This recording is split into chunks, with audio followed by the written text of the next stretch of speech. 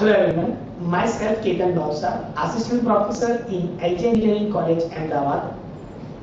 In today's session, we discuss about chapter number 9 in VLSI design, and we discuss about on-chip clock generation and its distribution. As I already told you, what exactly the VLSI technology is and what exactly the use of VLSI technology is in real world. Right now we are using the smartphone, we are using the laptops, we are using the smart watches, electronics, gadgets. Each and everything is designed with help of the integrated circuit only. Now we move ahead and we discuss about importance of clock. See, for driving any digital circuit, it requires the clock pulses. Without clock pulse, we cannot drive any electronic circuits. So for the driving circuit or for the driving any digital circuit, it requires a clock pulses.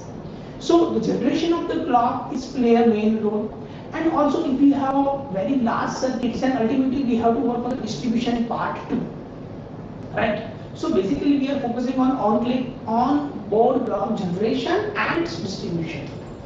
Now, first of all, we discuss about the different types of clock generation circuits. Means we discuss about the different types of clock generation. Means how we can generate the clock pulse. So first, we can generate with help of the ring oscillator circuit, with help of the crystal oscillator circuit, generate a pair of non-overlapping clock signal from the clock. Means if you are working on the multiple number of clock, then we can generate it with help of the non-overlapping pulses. With help of the decoder based circuit, we can generate the clock pulse, and the decoder is play a main role to generate the different types of clock pulses too.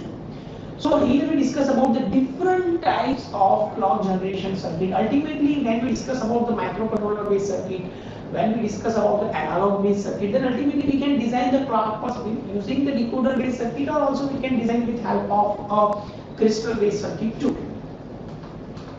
Now, first we discuss about a ring oscillator circuit. What exactly the ring oscillator circuit is?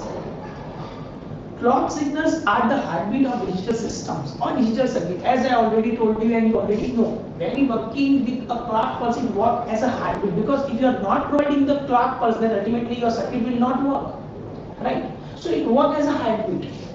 Hence, the stability of the clock signal is highly important. Definitely, the stability of the clock is play a main role, because if your clock is not stable, then your circuit is not stable, and if your circuit is not stable, then ultimately you are not getting a proper output, right? So it play a main role. So clock signal should have a minimum rising and falling time specified by the duty cycles and the zero Q, or we can say that the clock's Q. So ultimately, when we are talking about the ring oscillator circuit, then ultimately we are focusing on a clock signal and the rising and falling time of the circuit. In reality, the clock signal have a non-zero skew and noticeable rising and falling time. Ultimately, when we are talking about the ideal situation, then we are taking the 50% duty cycle, means 50% for the rising time and 50% for the falling time. So ultimately, when we are talking about the clock pulses, then we focus on the duty cycle based time, and it varies using practical applications. It's called as the ring oscillator circuit. So in fact, as much as 10% of the mechanical cycle time is expected to allow the realistic clock skew in large computer systems. Basically, when we're talking about the computer-based system, then it plays a main role to drive a circuit and to drive different types of large computer-based systems for allowing the circuit to be turned on. Basically, 10% is a mechanical cycle time, means we have to provide minimum 10% time to the clock pulses whenever we try to execute the code. As you can see, this circuit is work as a clock, because this one is a clock and clock bar. We are connected with the inverter circuit. Ultimately, it's starting with the inverter and ending with the inverter. So we generate the different types of clock signal with help of the inverter circuit, because inverter can produce output in cyclic format like 1 0 0 1 0 1 1 0 1 0 1 0 1 1. You can generate different types of clock pulses with help of a inverter-based circuit. And if you add more number of inverter, then ultimately what exactly you are doing, you are adding the number of time in the clock signal. So ultimately we are discussing about a clock based circuit. In terms of that, we are discussing about the ring oscillator based clock. Now we move on the next and the most important oscillator circuit in today's generation. It's a crystal oscillator circuit. In each and every microcontroller is generally working on the crystal oscillator circuit. And right now, crystal oscillator is inside a microcontroller, or we can connect the externally too. So it's play a main role to provide a clock pulses. However, the generation of the clock signal can be quite process dependent and unstable. As a result, the separate clock chips which use a crystal oscillator has been used for high performance in VLSI chip families. So basically using VLSI technology to generate the different types of clock pulses in terms of the external clock pulses or internal clock pulses. So the circuit is a near series resonant circuit in which the crystal sees a low load impedance across its terminal. So series resonance exists in the crystal, but its internal serial resistance largely the determinations on oscillation frequency. So it generates the different types of oscillation frequency based on the pin number it will be occupied for the microcontroller. So in its equivalent circuit model, the crystal can be represented as a serial, or you can say a series connection of RLC circuit. Thus, the higher the serial resistance, the lower the oscillator frequency. Definitely, if you increasing more and more resistance value, then ultimately your oscillator frequency will be down. So whenever we connect with the microcontroller, we are connected with the capacitor to getting a smooth clock pulses. So the external load at the terminal of the crystal also have considerable effect on the frequency and its frequency stability. Thus, the inverter across the crystal provide the necessary voltage differentiations, and the external inverter provide amplification to provide the clock loads. As you can see, this one is a circuit. We are connected with the crystal, we are connected with the inverter, we are connected with the resistance value and the capacitor to provide the smoothing of the circuit.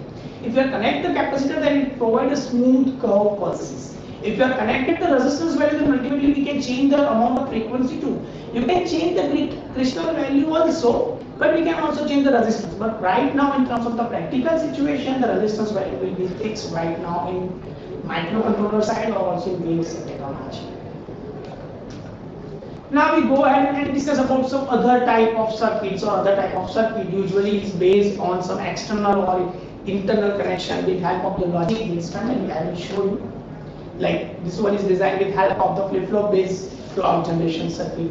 And here you can see the some circuits, as you can see, it designed with help of the decoder based circuit. With help of the decoder, it's a 2x4 decoder. It generates the different types of clock pulses, generating the output.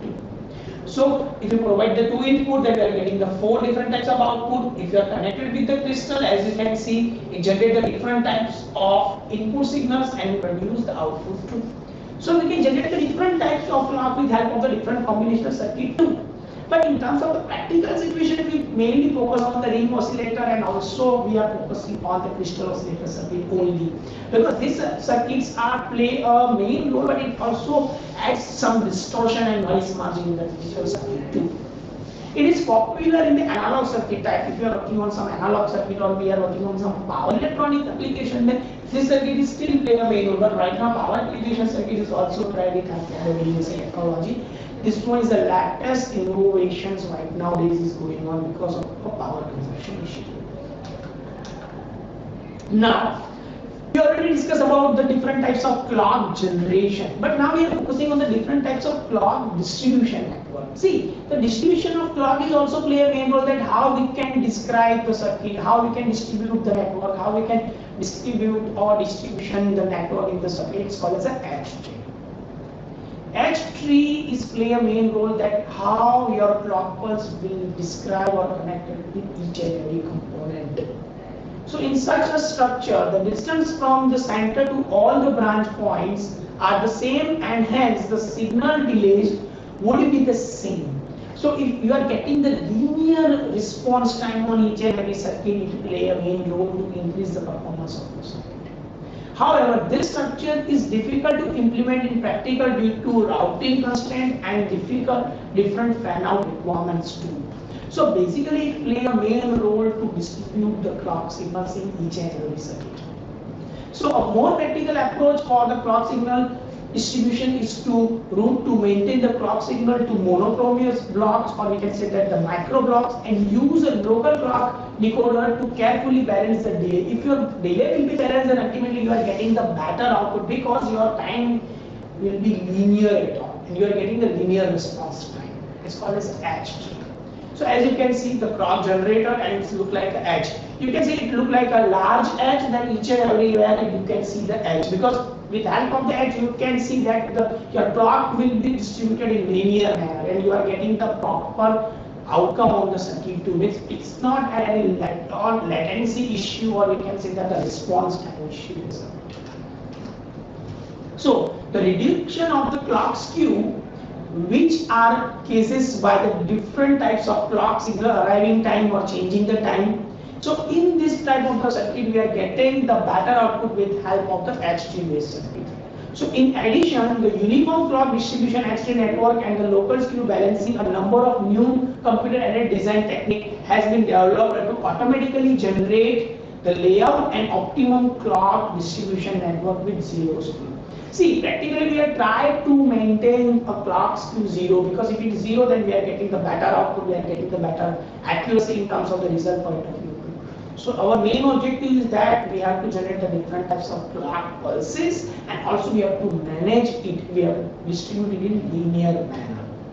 So I hope that you are getting the idea about what exactly the clock generation is and what exactly the distribution is. See, this both topic is play a main role in any digital circuit, that how we can generate the clock pulse, what exactly the use of clock pulse is, which circuit that you are using to generate the clock pulse, and after that the distribution network. If your distribution network is proper, then ultimately you are getting the better outcome on each and every stage, because after each and every component you are getting the better response time.